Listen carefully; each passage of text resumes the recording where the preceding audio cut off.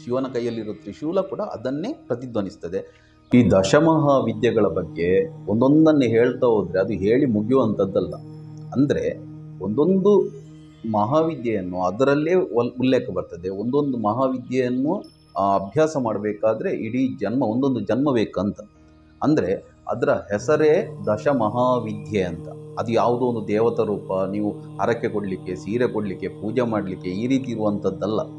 ಅದು ದಶಮಹಾವಿದ್ಯೆ. ವಿದ್ಯೆ ಅಂದರೆ ಏನು? ನಾಲೆಜ್. ಅದರಲ್ಲಿ ದೇವಿಯ ಅನೇಕ ರೂಪಗಳು ಬರ್ತವೆ. ಅದಕ್ಕೆ ಒಂದೊಂದು ಶಬ್ದಕ್ಕೂ ಒಂದೊಂದು ಅರ್ಥ ಇದೆ.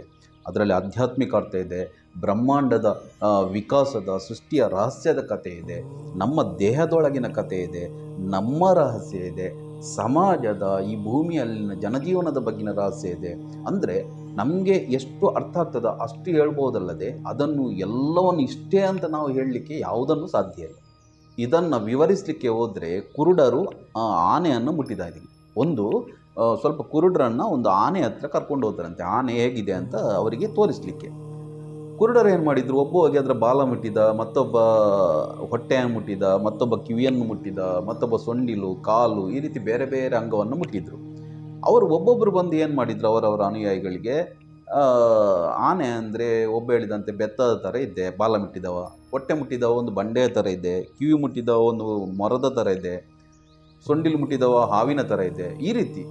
ಅಂದರೆ ಈಗ ಏನು ದೇವಮಾನವರು, ಧರ್ಮಗುರುಗಳು, ಪಂಡಿತರೆಲ್ಲ ಇದ್ದಾರೆ, ತಮ್ಮ ಹೆಸರನ್ನೆದುರು ವಿದ್ವಾನ್ ಆ ರೀತಿಯೆಲ್ಲ ಹೆಸರು ಹಾಕ್ಕೊಳ್ತಾರೆ. ಚಿಕ್ಕ ಚಿಕ್ಕ ಮಕ್ಕಳು ಹೇಳುವ ಕಥೆಯನ್ನೆಲ್ಲ ಜನಗಳಿಗೆ ಹೇಳ್ತಾರೆ, ತಮ್ಮನ್ನು ಪಂಡಿತರಂತ ತಿಳ್ಕೊಂಡಿರ್ತಾರೆ. ಇವರದೆಲ್ಲ ಕಥೆ ಇದೆ. ಯಾವುದನ್ನು ನೀವು ಅದರ ನಿಜವಾದ ರಹಸ್ಯವನ್ನು ಅರ್ಥ ಮಾಡಿಕೊಳ್ಬೇಕಾದ್ರೆ ಎಲ್ಲ ಪಂಥಗಳನ್ನು, ಎಲ್ಲ ಗ್ರಂಥಗಳನ್ನು ಅಧ್ಯಯನ ಮಾಡಿದರೆ ಮಾತ್ರ ಏನಾದರೂ ಸ್ವಲ್ಪ ಅರ್ಥ ಆಗ್ಬೋದು ಅಷ್ಟೇ.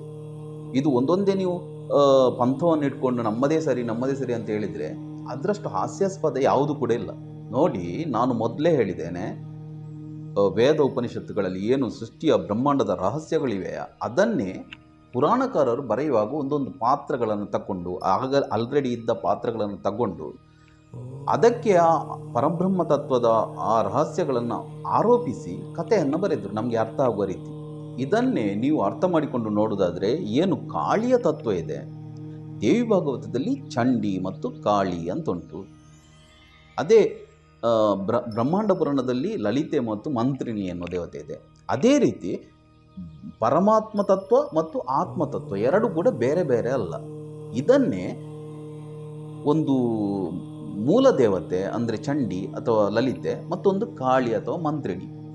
ಅಂದರೆ ಕಾಳಿ ಎನ್ನುವುದು ನಮ್ಮ ದೇಹದಲ್ಲಿರುವ, ನಮ್ಮಲ್ಲಿರುವ, ಅಂದರೆ ನಮ್ಮಲ್ಲಿ ಅಂತ ಹೇಳಿದರೆ ನಾವು ಮತ್ತು ಆತ್ಮ ಬೇರೆ ಬೇರೆ ಅಂತಲ್ಲ, ನಮ್ಮೊಳಗೆ ಏನಿದೆ ಆತ್ಮ ಅಂತ ನಾವೇನು ಹೇಳ್ತೇವೆ ಅದು ಕಾಳಿ.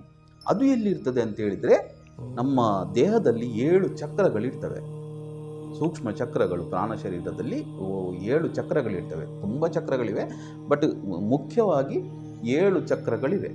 ಆ ಬೆನ್ನುಮೂಳೆಯ ಎಂಡಲ್ಲಿ ಏನು ಮೂಲಾಧಾರ ಚಕ್ರ ಅಂತ ಇದೆ, ಅದಕ್ಕೆ ಶಾಕ್ತಿ ತತ್ವದಲ್ಲಿ ಕುಲಕುಂಡಾಲಯ ಅಂತ ಹೇಳ್ತಾರೆ. ಆ ಕುಲಕುಂಡಾಲಯದಲ್ಲಿ ಆಕೆ ನೆಲೆಸ್ತಾಳೆ ಅಂತ.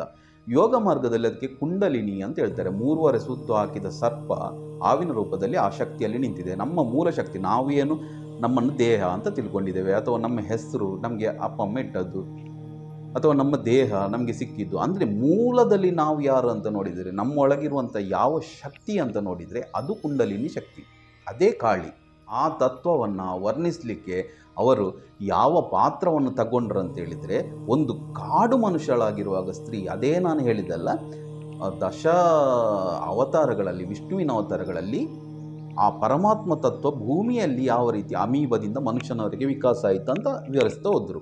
ಅದೇ ಶಾಕ್ತಿ ತತ್ವದಲ್ಲಿ ಸ್ತ್ರೀಗೆ ಪ್ರಾಧಾನ್ಯ ಕೊಡುವ ಕಾರಣ ಒಂದು ಸ್ತ್ರೀ ಭೂಮಿಯಲ್ಲಿ ಯಾವ ರೀತಿಯೆಲ್ಲ ವಿಕಾಸ ಆಗಿದ್ಲು, ಯಾವ ರೀತಿಯೆಲ್ಲ ಹರಡಿದ್ದಾಳೆ, ಯಾವ ರೀತಿಯೆಲ್ಲ ಭೂಮಿಯನ್ನು ಆಳ್ತಾ ಇದ್ದಾಳೆ.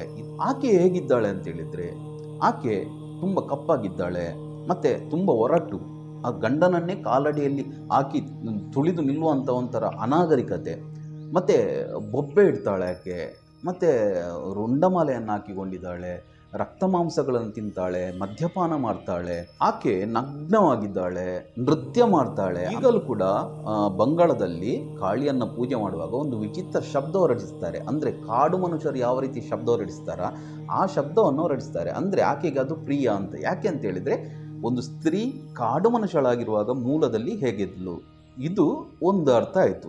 ಇನ್ನೊಂದು ಏನು ಅಂತ ಹೇಳಿದರೆ ಅದರ ಸೃಷ್ಟಿಯ ರಹಸ್ಯ ಏನಿದೆ ಅಂತ ಹೇಳಿದರೆ ಆ ಕಾಳಿ ತತ್ವದಲ್ಲಿ ನಿಮಗೆ ಗೊತ್ತು ಎಲ್ರಿಗೆ, ಒಂದು ಸೈನ್ಸ್ ಏನು ಹೇಳ್ತದೆ, ಬ್ರಹ್ಮಾಂಡ ಉತ್ಪತ್ತಿ ಆಗೋ ಮೊದಲು ಏನೋ ಒಂದು ಇತ್ತು ಅಂತ, ಏನಂತ ಗೊತ್ತಿಲ್ಲ, ಅದರಲ್ಲಿ ಒಂದು ಬಿಗ್ ಬ್ಯಾಂಗ್ ಆಯಿತು. ಇದನ್ನೇ ಬೇರೆ ಬೇರೆ ತತ್ವಗಳಲ್ಲಿ ಗಣಪತಿ ಹೀಳಿಡ್ತಾನೆ ಅಂತ ಬರ್ತದೆ, ರುದ್ರ ಅಳ್ತಾನೆ ಅಂತ ಬರ್ತದೆ, ದೇವಿ ಬೊಬ್ಬೆ ಇಡ್ತಾ ಇದ್ದಾಳೆ. ಅಂದರೆ ಎಲ್ಲ ಹೇಳುವುದಾದನ್ನೇ ಆ ಮೂಲ ಸ್ವರವನ್ನು, ಮೂಲ ಶಬ್ದವನ್ನು ಅಥವಾ ಅನಾಹತ ಶಬ್ದವನ್ನು ಅಥವಾ ಓಂಕಾರನಾದವನ್ನು ಅದು ಮೊದಲು ಉತ್ಪತ್ತಿ ಆಯಿತು. ಆಗ ಒಂದೇ ಇದ್ದ ಶಕ್ತಿ ಎರಡಾಗಿ ವಿಭಾಗ ಆಯಿತು, ಸೃಷ್ಟಿ ವಿಕಾಸ ಆಗ್ತಾ ಹೋಯಿತು. ಇದನ್ನೇ ಶಿವ ಮತ್ತು ಶಕ್ತಿ ಅಂತ ಹೇಳಿದರು. ಅದನ್ನು ಕಾಳಿ ಮತ್ತು ಮಹಾಕಾಲ ಅಂತ ಬೇಕಾದರೂ ಹೇಳ್ಬೋದು, ಅಥವಾ ಯಾವ ರೀತಿ ಬೇಕಾದರೂ ವರ್ಣಿಸ್ಬೋದು. ಒಟ್ಟಾರೆ ಶಿವ ಮತ್ತು ಶಕ್ತಿ. ಈ ಶಕ್ತಿ ಹೇಗಿದ್ದಾಳೆ ಅಂತ ಹೇಳಿದರೆ ಅವಳು ಯಾವತ್ತೂ ಕೂಡ ಯಾರ ಮಾತನ್ನು ಕೇಳುವವಳಲ್ಲ. ಅಂದರೆ ಶಿವ ಅಂದರೆ ಆ ಮೂಲ ಸೆಂಟ್ರಿಫಿಕಲ್ ಫೋರ್ಸ್ ಎಳೆಲಿಕ್ಕೆ ನೋಡ್ತದೆ, ಅದರ ಮಾತು ಕೂಡ ಕೇಳುವುದಿಲ್ಲ, ಅದು ವಿಕಾಸ ಆಗ್ತಾ ಉಂಟು, ಅದು ಹೋಗ್ತಾ ಉಂಟು. ಈ ಬ್ರಹ್ಮಾಂಡವನ್ನು ಹಿಗ್ಗಿಸುವ ಶಕ್ತಿ ಏನಿದೆ ಅಲ್ಲ, ಅದು ಯಾವತ್ತೂ ಕೂಡ ಈ ಎಳೆಯುವ ಶಕ್ತಿ ಏನಿದೆ ಅದನ್ನು ಮೀರಿ ಹೋಗಲಿಕ್ಕೆ ಪ್ರಯತ್ನ ಮಾಡ್ತಾ ಇರ್ತದೆ. ಇದನ್ನೇ ಹೇಳಿದ್ದು ಕಾಳಿ ಶಿವನನ್ನು ಮೀರಿ ಹೋಗುವುದು, ಮತ್ತು ಸತಿ ಶಿವನ ಮಾತು ಕೇಳದೆ ಯಜ್ಞಕ್ಕೆ ಹೋಗುವುದು, ಅಲ್ಲಿ ಯಜ್ಞದಲ್ಲಿ ಬೆಂಕಿಯಲ್ಲಿ ಸುಟ್ಟು ಹೋಗುವುದು. ಅಂದರೆ ಒಂದು ಬ್ರಹ್ಮಾಂಡ ಆ ಸೆಂಟ್ರಿಫ್ಯೂಗಲ್ ಫೋರ್ಸನ್ನು ಎಳೆಯುವ ಶಕ್ತಿಯನ್ನು ಮೀರಿ ಹೋದರೆ ಹೇಗೆ ನಾಶ ಆಗ್ತದೆ ಮತ್ತು ಅದು ಪುನಃ ಹುಟ್ಟುವುದು, ಅದೇ ಸೇಮ್ ಶಕ್ತಿ ಪುನಃ ಹುಟ್ಟುವುದು, ಅಂದರೆ ಪುನಃ ಒಂದು ಬ್ರಹ್ಮಾಂಡದ ಉತ್ಪತ್ತಿ, ಅಲ್ಲಿ ಪುನಃ ಶಿವ ಮತ್ತು ಶಕ್ತಿಯರು ಒಂದಾಗುವುದು. ಇದೆಲ್ಲ ತುಂಬ ಅದಕ್ಕೆ ರಹಸ್ಯ ಅರ್ಥಗಳೆಲ್ಲ ಇದೆ. ನಾವೇನು ತಿಳ್ಕೊಂಡಿದ್ದೇವೆ, ಇಡೀ ಬ್ರಹ್ಮಾಂಡಕ್ಕೆ ನಾವೇ ಮೂಲ ಅಂತ ತಿಳ್ಕೊಂಡಿದ್ದೇವೆ.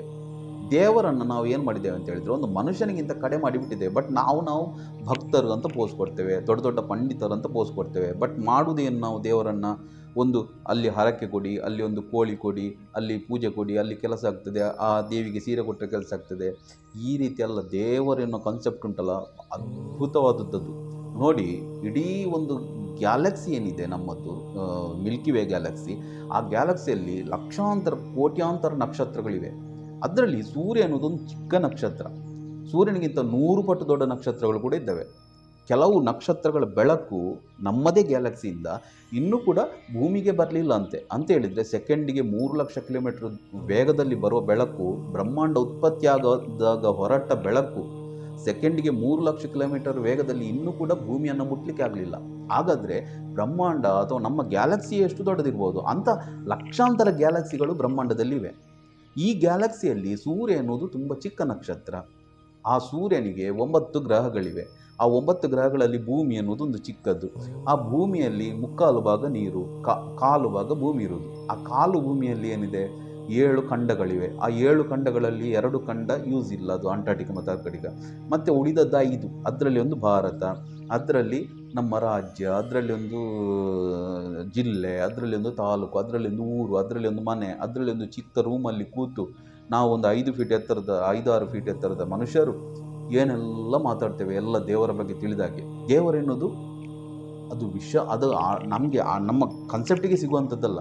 ವಿಜ್ಞಾನಿಗಳು ಹೇಳ್ತಾರೆ, ಏನು ಬ್ರಹ್ಮಾಂಡದಲ್ಲಿ ನಾವು ಇಷ್ಟೆಲ್ಲ ಸೃಷ್ಟಿಯನ್ನು ನೋಡ್ತಾ ಇದ್ದೇವ, ಏನು ಇಷ್ಟೆಲ್ಲ ನಮಗೆ ಸೂರ್ಯನಿಂದಲೇ, ನಮಗೆ ಹತ್ತಿರದಲ್ಲಿರುವುದು ಸೂರ್ಯ, ಆ ಸೂರ್ಯನಿಂದಲೇ ಸೆಕೆಂಡಿಗೆ 3 ಲಕ್ಷ ಕಿಲೋಮೀಟರ್ ದೂರದಲ್ಲಿ ವೇಗದಲ್ಲಿ ಬರುವ ಬೆಳಕು ಭೂಮಿಗೆ ಮುಟ್ಟಬೇಕಾದ್ರೆ 8.5 ನಿಮಿಷ ಬೇಕಂತೆ. ಅಂದರೆ ಸೂರ್ಯ ಎಷ್ಟು ದೂರದಲ್ಲಿರ್ಬೋದು, ಆದರೂ ನಮಗೆ ಸೂರ್ಯನ ಬಿಸಿಯನ್ನು ತಡೆಯಲಿಕ್ಕೆ ಆಗೋದಿಲ್ಲ. ವಿಜ್ಞಾನ ಏನು ಹೇಳ್ತದೆ, ಇಷ್ಟೆಲ್ಲ ಏನು ಗ್ರಹ ನಕ್ಷತ್ರಾದಿಗಳನ್ನು ನಾವು ನೋಡ್ತಾ ಇದ್ದೇವೆ, ಇದೆಲ್ಲ ಪೂರ ಈ ಬ್ರಹ್ಮಾಂಡಕ್ಕೆ ಹೋಲಿಸಿದರೆ ಒಂದು 4% ಕೂಡ ಇಲ್ಲ ಅಂತೆ. ಉಳಿದ 96% ಏನು ಇದೆ ಅನ್ನೋದು ಇವತ್ತಿಗೆ ಕೂಡ ವಿಜ್ಞಾನಕ್ಕೆ ಗೊತ್ತಿಲ್ಲ. ಅವರೊಂದು ಕನ್ಸೆಪ್ಟ್ ಮಾಡ್ತಾರೆ, ಒಂದು 23% ಏನೋ ಒಂದು ಇದೆ ಅಂತ ಸ್ವಲ್ಪ ಗೊತ್ತಿದೆ, ಅದು ಬಟ್ ಏನಂತ ಗೊತ್ತಿಲ್ಲ, ಬಟ್ ಇದೆ ಅಂತ ಗೊತ್ತಿದೆ. ಅದಕ್ಕೆ ಏನು ಹೇಳ್ತಾರೆ ಅವರು, ಡಾರ್ಕ್ ಮ್ಯಾಟರ್ ಅಂತ ಹೇಳ್ತಾರೆ. ಉಳಿದ 73% ಏನು ಇದೆ ಅಂತಲೇ ಗೊತ್ತಿಲ್ಲ, ಅದಕ್ಕೆ ಡಾರ್ಕ್ ಎನರ್ಜಿ ಅಂತ ಹೇಳ್ತಾರೆ. ಇದನ್ನೇ ಮಹಾಕಾಲ ಮತ್ತು ಮಹಾಕಾಲಿ ಅಂತ ವರ್ಣನೆ ಬರ್ತದೆ ಪುರಾಣಗಳಲ್ಲಿ. ಮಹಾಕಾಲ ಅಥವಾ ಮಹಾಕಾಲಿ ಅಂತ ಹೇಳಿದರೆ, ಕಾಲ ಅಂದರೆ ಟೈಮ್ ಕೂಡ ಹೌದು, ಸಮಯ ಕೂಡ ಹೌದು. ಕಾಲ ಅಂತ ಹೇಳಿದರೆ ಕತ್ತಲೆ ಕೂಡ ಹೌದು. ಕತ್ತಲೆ ಅಂತ ಹೇಳಿದರೆ ಸ್ಪೇಸ್, ಬ್ರಹ್ಮಾಂಡ. ಸಮಯ ಮತ್ತು ಸ್ಪೇಸ್ ಎರಡೂ ಕೂಡ ಒಂದೇ, ಮಹಾಕಾಲ ಅಥವಾ ಮಹಾಕಾಲಿ ಅಂತ ಹೇಳಿದರೆ. ಇದೆಲ್ಲ ತುಂಬ ಗಹನವಾದ ವಿಷಯಗಳು. ಇದನ್ನೆಲ್ಲ ಹೇಳಿದರೆ ನಿಮಗೆ ತಲೆ ಮೇಲೆ ಹೋಗ್ತದೆ. ಅದಕ್ಕೆ ನಾನು ಸ್ವಲ್ಪ ಸಿಂಪಲ್ ಆಗಿ ಹೇಳ್ತಿದ್ದೆ, ನಿಮಗೆ ಕಾನ್ಸೆಪ್ಟ್ ಅರ್ಥ ಆಗಲಿ ಅಂತ. ಈಗ ಉಪನಿಷತ್ತಿನಲ್ಲಿರೋ ಒಂದು ಮಹಾರಹಸ್ಯದ ವಿಷಯ ಮಾತಾಡುವ. ಉಪನಿಷತ್ತು ಏನು ಹೇಳ್ತದೆ ಅಂತ ಹೇಳಿದರೆ, ನಾವು ಅಥವಾ ನೀವು ಅಥವಾ ಆತ್ಮ, ಪರಮಾತ್ಮ, ಬ್ರಹ್ಮಾಂಡ, ಮನುಷ್ಯ, ಜೀವಿ ಇದೆಲ್ಲ ಯಾವುದು ಕೂಡ ಬೇರೆ ಬೇರೆ ಅಲ್ಲ. ಎಲ್ಲ ಒಂದಕ್ಕೊಂದು ಇಂಟರ್ ಕನೆಕ್ಟೆಡ್ ಆಗಿರುವಂಥದ್ದು, ಎಲ್ಲ ಒಂದೇ. ಬಟ್ ಸಮುದ್ರದಲ್ಲಿ ಹೇಗೆ ಅಲೆಗಳು ಬೇರೆ ಬೇರೆ ಕಾಣ್ತವ, ಆ ರೀತಿ ನಾವು ಬೇರೆ ಬೇರೆ ಕಾಣ್ತಾ ಇದ್ದೇವೆ ನಮ್ಮ ಪರ್ಸೆಪ್ಷನಿಂದಾಗಿ. ಇದನ್ನೆಲ್ಲ ಇನ್ನೊಮ್ಮೆ ನಾನು ಯಾವತ್ತಾದರೂ ವಿವರಿಸ್ತೇನೆ. ಒಟ್ಟಾರೆ ನೀವು ತಿಳ್ಕೊಳ್ಬೇಕೇನಂತ ಹೇಳಿದರೆ, ಯತ್ಪಿಂಡೇ ತತ್ಬ್ರಹ್ಮಾಂಡೇ, ಬ್ರಹ್ಮಾಂಡ ಮತ್ತು ನಮ್ಮ ದೇಹ, ನಮ್ಮೊಳಗಿರುವಂಥ ಆತ್ಮತತ್ವ ಅದು ಬೇರೆ ಬೇರೆ ಅಲ್ಲ ಅಂತ ಉಪನಿಷತ್ತು ವಿವರಿಸ್ತದೆ. ಅಯಮಾತ್ಮ ಗುಡಾಕೇಶ ಸರ್ವಭೂತಾಶಯ ಸ್ಥಿತ, ನಾನು ಎಲ್ಲ ಜೀವಿಗಳ ಎಲ್ಲದರ ಒಳಗಿರುವವನು ನಾನು, ಎಲ್ಲದರ ಹೊರಗೆ ಇರುವವನು ಕೂಡ ನಾನು. ಇದನ್ನೇ ಕ್ವಾಂಟಮ್ ಫಿಸಿಕ್ಸ್ ಕೂಡ ಈಗ ಹೇಳ್ತದೆ. ಎಲ್ಲವೂ ಇರುವುದು ವೈಬ್ರೇಷನ್, ವೈಬ್ರೇಷನಿಂದ ಎನರ್ಜಿ, ಎನರ್ಜಿಯಿಂದ ಮ್ಯಾಟ್ರ್ ಥರ ಕಾಣ್ತದೆ. ಈಗ ಇದೇ ಶಕ್ತಿ, ಬ್ರಹ್ಮಾಂಡದಲ್ಲಿರುವ ಶಕ್ತಿ ನಮ್ಮೊಳಗೆ ಯಾವ ರೀತಿ ಇದೆ, ನಮ್ಮ ಕುಂಡಲಿನಿ ಶಕ್ತಿಯಲ್ಲಿ, ಆತ್ಮತತ್ವದಲ್ಲಿ ಆಗಿದೆ. ಇದನ್ನು ಮಹಾಕಾಳಿ ಅಂತ ವರ್ಣಿಸಿದರು. ನಮ್ಮೆಲ್ಲರ ದೇಹದಲ್ಲಿ ಏನು 7 ಚಕ್ರಗಳಿವೆ ಬೆನ್ನುಮೂಳೆಯ ಮಧ್ಯದಲ್ಲಿ. ಅಲ್ಲಿ ಏನಂತ ಹೇಳಿದರೆ ಇಡ ಮತ್ತು ಪಿಂಗಳ ಎನ್ನುವ ನಾಡಿಗಳಿರ್ತವೆ. ನಡುವಿನಲ್ಲಿ ಸುಷುಮ್ನಾ ನಾಡಿ ಅಂತ ಇರ್ತದೆ. ಯೋಗ ಮಾರ್ಗದಲ್ಲಿ ಅಧ್ಯಯನ ಮಾಡಿದವರಿಗೆ ಎಲ್ಲರಿಗೂ ಗೊತ್ತಿರ್ತದೆ. ಶಿವನ ಕೈಯಲ್ಲಿರೋ ತ್ರಿಶೂಲ ಕೂಡ ಅದನ್ನೇ ಪ್ರತಿಧ್ವನಿಸ್ತದೆ. ಇಡ ಮತ್ತು ಪಿಂಗಳ ನಾಡಿಗಳು, ಮಧ್ಯದಲ್ಲಿ ಸುಷುಮ್ನಾ ನಾಡಿ. ಇಡ ಪಿಂಗಳದ ಮೂಲಕ ಎಲ್ಲರಿಗೆ ನಾವು ಶಕ್ತಿಯನ್ನು ನಮ್ಮ ದೇಹಕ್ಕೆ ಬರ್ತಾ ಇರ್ತದೆ. ಬಟ್ ಸುಷುಮ್ನಾ ನಾಡಿ ಎನ್ನುವುದು ನಾವು ಯೂಸ್ ಮಾಡೋದಿಲ್ಲ, ಬ್ಲಾಕ್ ಆಗಿರ್ತದೆ. ಬಟ್ ಅದೇ ನಮ್ಮ ಮೋಕ್ಷದ ದಾರಿ ಅಥವಾ ಮುಕ್ತಿಯ ಪಥ ಅಂತ ಹೇಳುವುದು ಅದನ್ನೇ, ಆ ಸುಷುಮ್ನಾ ನಾಡಿಯನ್ನು.